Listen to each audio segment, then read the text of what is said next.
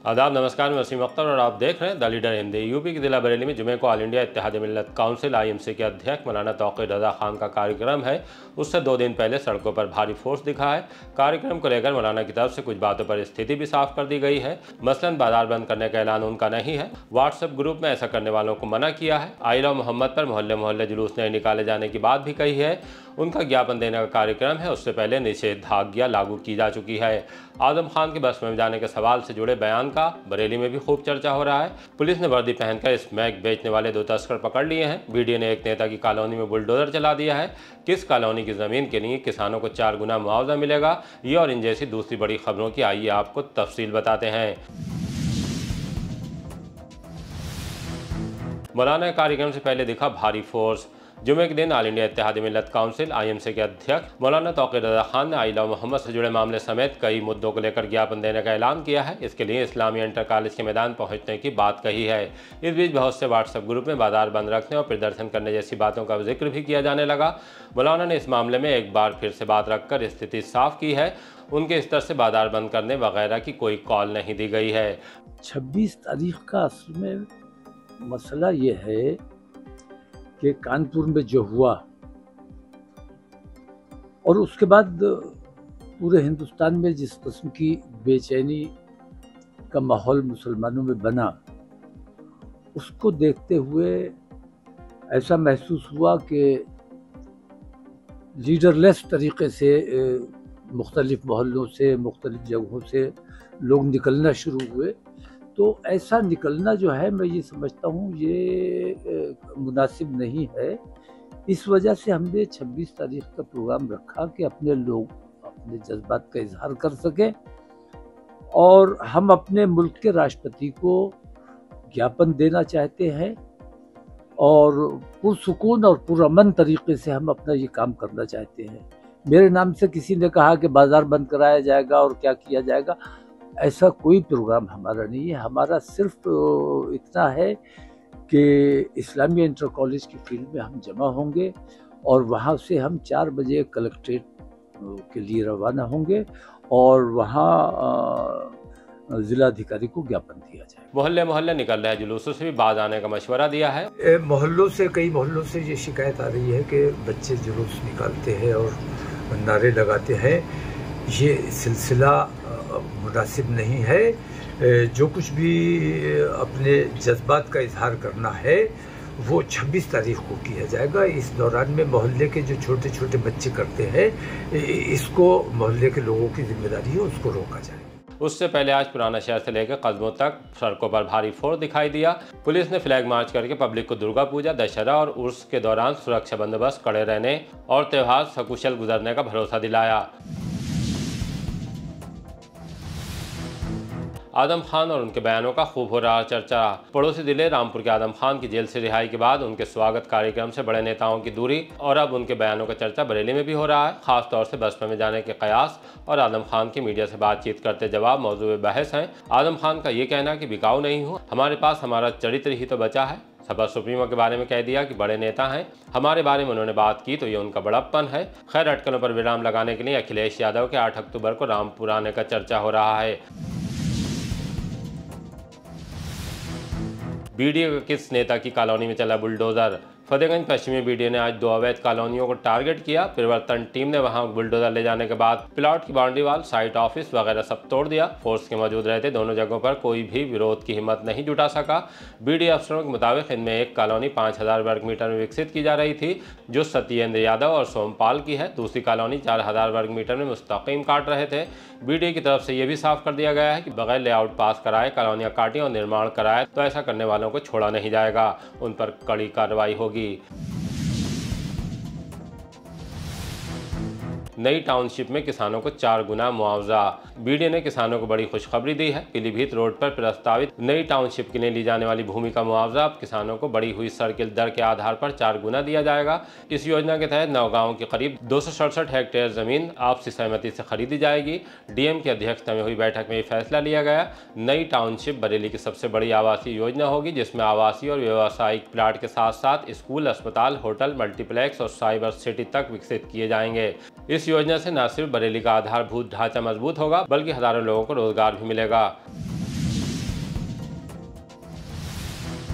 कमिश्नरी के सामने घेर दिया रास्ता, 3 की हालत नाजुक। मंगलवार देर रात बड़ा सड़क हादसा हो गया। चौकी चौराहा के पास कमिश्नरी के सामने तेज रफ्तार हार्ले डेविडसन बाइक होर्डिंग लगाने के लिए बने स्ट्रक्चर से टकरा गई। टक्कर इतनी जोरदार थी कि बाइक सवार 3 युवक करीब 20 मीटर दूर जा गिरे और गंभीर रूप से घायल हो गए। पुलिस और राहगीर उन्हें अस्पताल ले गए, जहां उनकी हालत नाजुक बताई जा रही। तीनों सुभाष नगर के रहने वाले हैं।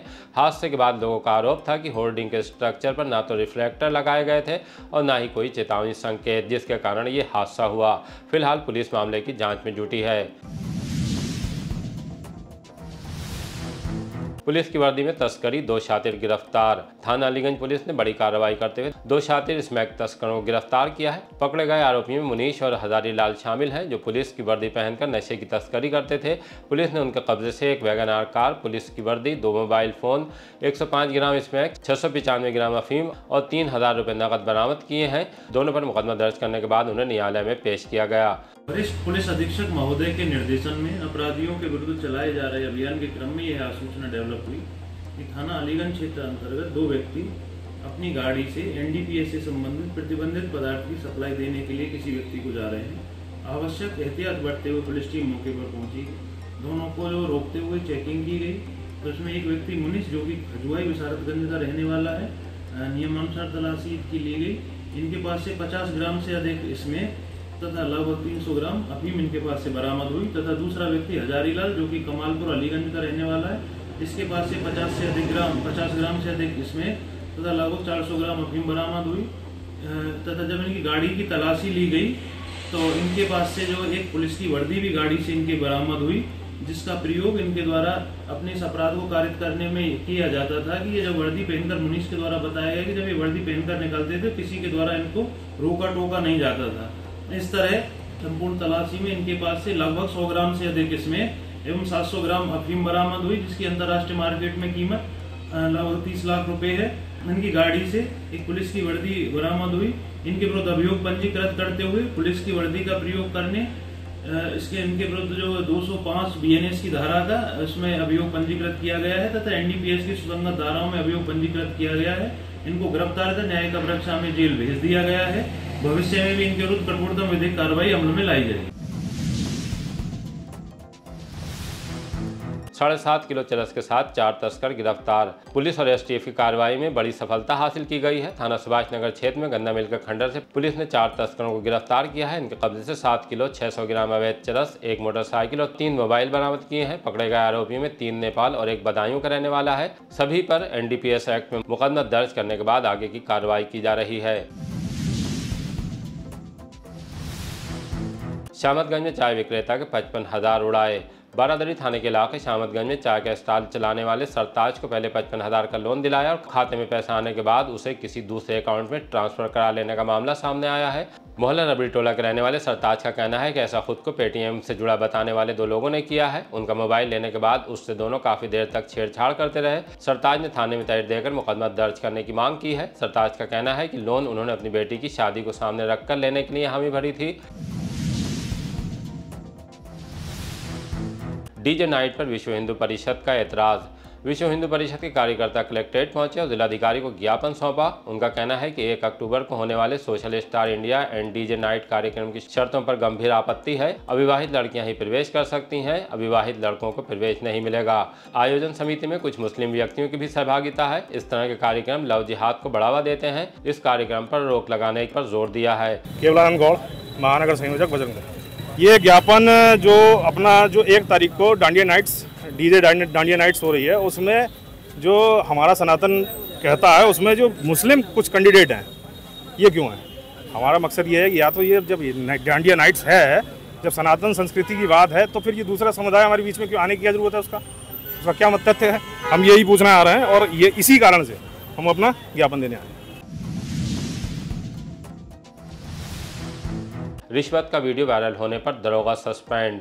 एसएसपी अनुराग आर्य ने थाना देवरनिया के सब इंस्पेक्टर सतीश कुमार को निलंबित कर दिया है। ये कार्रवाई सोशल मीडिया पर वायरल एक वीडियो और संदिग्ध कार्यप्रणाली में आचरण के आरोपों के संज्ञान में आने के बाद की गई है। विवेचना के नाम पर रिश्वत लेने और उसका वीडियो सामने आने पर मामले की जांच सीओ बेहड़ी से कराई गई। उसकी रिपोर्ट आने के बाद दरोगा पर अनुशासनात्मक कार्रवाई कर दी गई।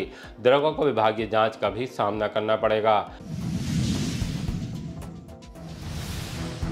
डीएम ने रोका 12 अधिशासी अधिकारियों का वेतन। फैमिली आईडी का लक्ष्य समय पर पूरा न करने वाले 12 अधिशासी अधिकारियों का वेतन अग्रिम आदेश तक रोक दिया गया है। डीएम ने 18 सितंबर को समीक्षा बैठक में निर्देश दिए थे कि सभी निकायों में 28 सितंबर तक कम से कम 1000 नए फैमिली आईडी आवेदन कराना अनिवार्य है, लेकिन निर्धारित लक्ष्य पूरा न करने पर कार्रवाई कर दी गई है। इनमें नगर पालिका परिषद और नगर पंचायतों के अधिशासी अधिकारी शामिल हैं।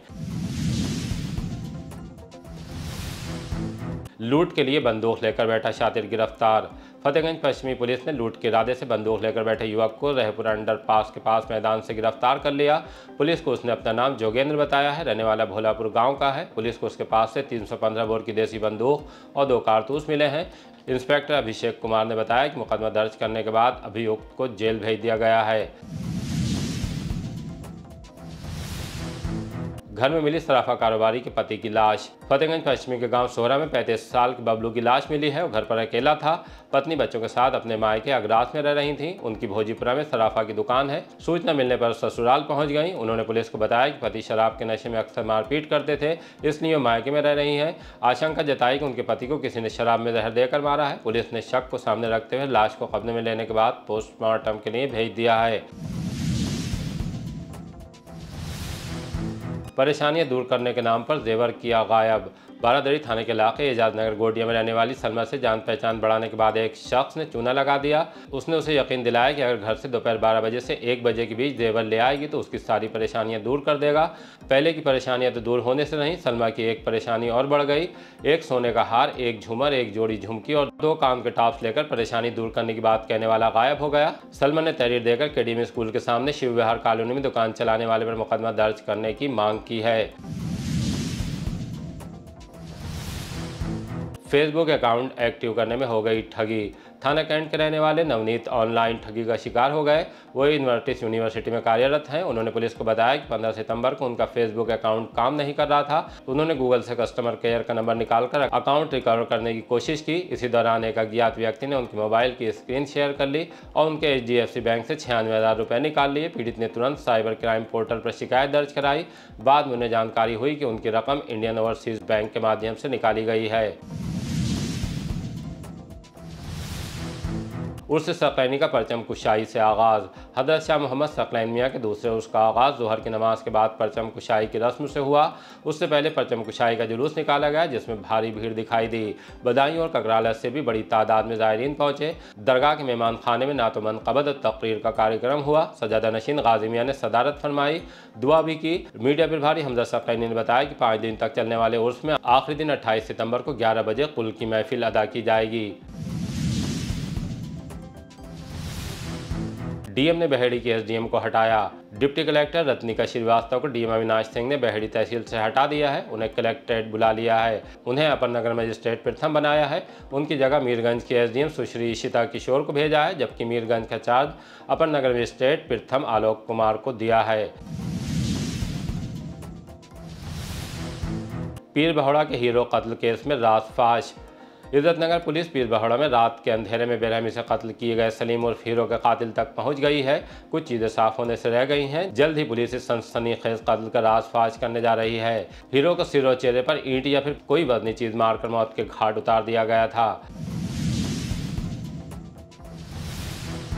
इसी तरह के ताज़ा अपडेट जानने के लिए देखते रहिए द लीडर हिंदी। विदा लेने से पहले हमारी गुजारिश है कि हमारी रिपोर्टिंग पसंद आ रही है तो खबरों को शेयर कीजिए और हमारे चैनल को सब्सक्राइब करके हमारा हौसला ज़रूर बढ़ाइए।